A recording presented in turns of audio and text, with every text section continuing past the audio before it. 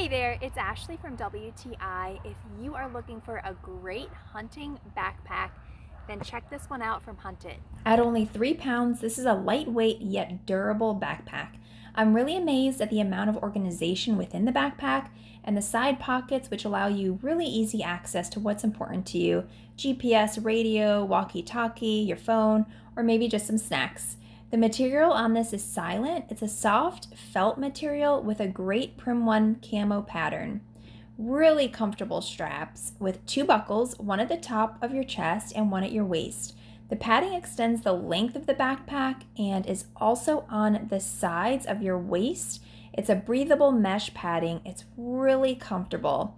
This backpack is also neat because it has a built-in waterproof rain cover that doubles as a safety tool with its bright orange color. The front safety attachment and drop-down shell make it easy and safe to harness your bow or hunting equipment. If you have a heavy load, it also has compression straps. Overall, if you are looking for a backpack that has it all, then look no further. Huntit has really designed a great fit for all of your needs. As you're hiking, you don't have to reach for your water.